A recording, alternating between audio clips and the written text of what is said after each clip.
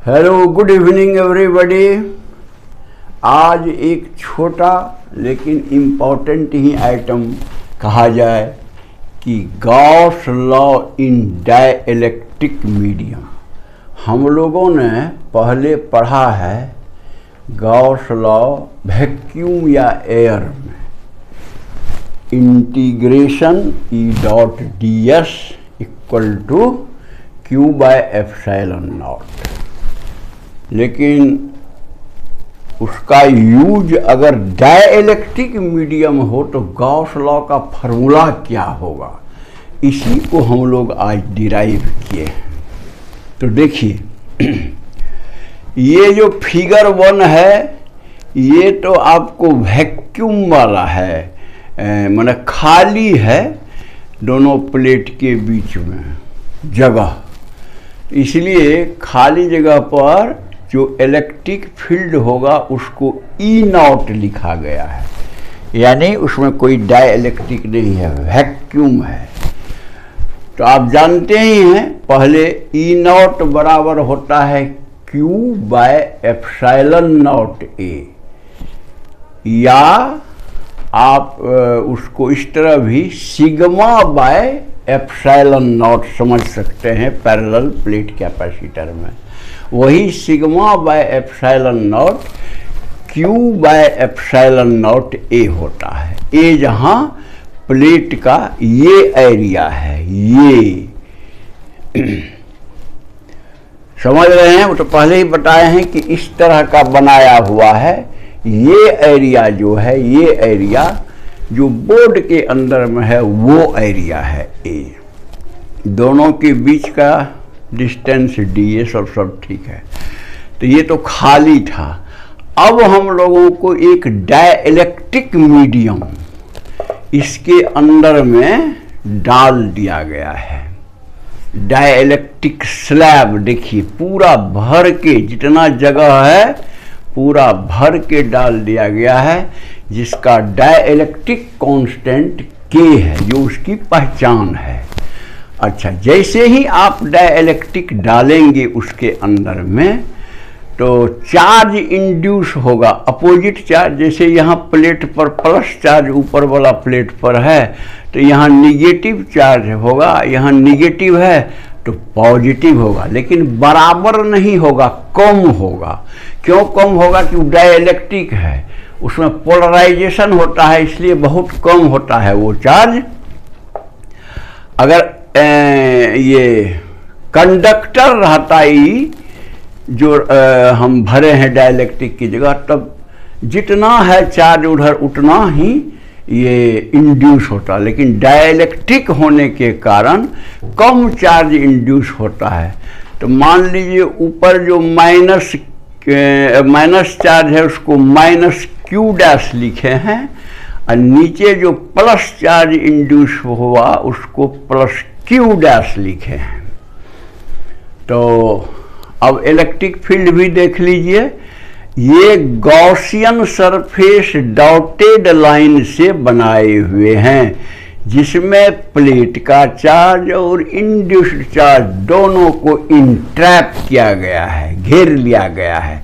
वैसा Gaussian surface बनाया गया है, डॉटेड लाइन से लिखा हुआ है गॉसियन सरफेस। तो गॉसियन सरफेस पर आउटवर्ड नॉर्मल की ओर इलेक्ट्रिक फील्ड होगा और एरिया वेक्टर डीएस भी आउटवर्ड नॉर्मल की ओर होगा, यानी दोनों का एक ही डायरेक्शन होगा। पहले था इलेक्ट्रिक फील्ड ई नॉट और अब हो गया इलेक्ट्रिक फील्ड ई, जब डाइइलेक्ट्रिक मीडियम डाला गया भर के पूरा, तब इलेक्ट्रिक फील्ड हो गया डाइइलेक्ट्रिक मीडियम में ई। तो देखिए, आप तो पहले से जानते हैं कि ई का वैल्यू होता है ई नॉट बटे के। कहने का मतलब ई का वैल्यू ई नॉट से कम होगा। अच्छा, अब आइए देखा जाए। तो गॉस लॉ अब हम इसमें लगाते हैं, ये गॉसियन सरफेस पर गॉस लॉ लगाते हैं। तो गॉस लॉ लगाएंगे तो जो इलेक्ट्रिक फील्ड ई है उसको दिखाए, जो डॉट ds वेक्टर दिखाए, और इक्वल टू जो गॉसियन सरफेस के अंदर में नेट चार्ज है उसको दिखाए।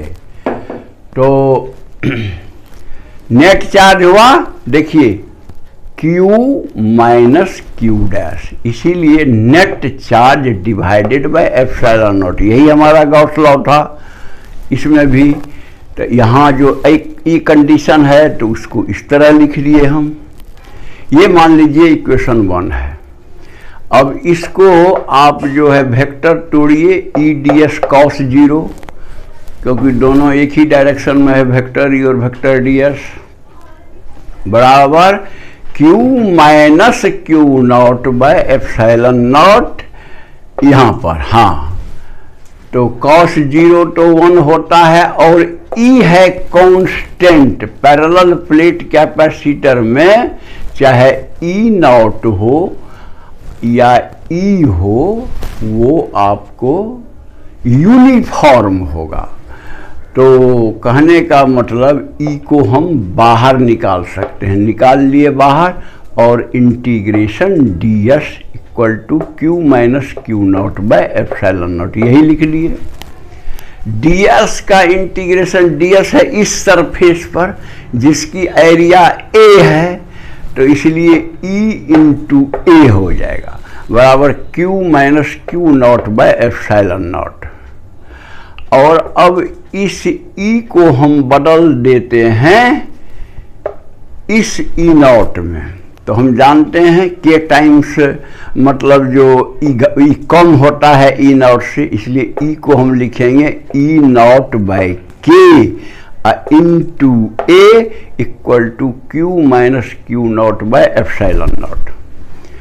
अब आप E नॉट का वैल्यू जानते हैं कि E नॉट बराबर होता है Q बटे एप्सिलॉन नॉट। E नॉट होने बिना डाइलेक्ट्रिक का, वो होगा Q बटे एप्सिलॉन नॉट A और इंटू A बाय K, वही दिया है मैंने, equal to Q minus Q dash by epsilon naught. देखिए अब बहुत इसमें कट रहा है, ये A से कट गया, ये एप्सिलॉन नॉट, ये एप्सिलॉन नॉट से कट गया, आ गया Q by K equal to Q minus Q dash. इसको इक्वेशन 2 मानिए, क्योंकि इसका मान लीजिए जरूरत पड़ेगा। तो इससे Q डैश का माने इंड्यूस्ड चार्ज का वैल्यू आप निकाल सकते हैं। तो Q dash equal to Q minus Q by K, Q common ले लीजिए, 1 माइनस 1 बाय K, और Q dash equal to Q into 1 minus 1 by K। कभी कभी पूछा जाता है कि इंड्यूस्ड चार्ज कितना हुआ, इसीलिए इसको भी मैं एक फार्मूला के रूप में बॉक्स कर दिया। इससे पता चलता है कि Q डैश जो है Q से कम होता है। क्यों? मान लीजिए K का मान कुछ भी हो, 5, 10, 15 जो भी हो, तो ये क्वांटिटी जो होगा 1 से कम होगा। तो Q इंटू 1 से कम क्वांटिटी को मल्टीप्लाई करेंगे तो that will be less than Q। तो इसलिए Q डैश जो है Q से कम है, इंड्यूस्ड चार्ज जो डाइलेक्ट्रिक पर इंड्यूस होता है। अब हम इक्वेशन 2 से ई वाला जो पहला इक्वेशन जो है, इसमें अब हम ई तो लेफ्ट साइड रहने ही दे रहे हैं, और Q माइनस Q डैश बटे एप्सिलॉन नॉट, ये इक्वेशन 2 से हम Q माइनस Q डैश का वैल्यू डालते हैं।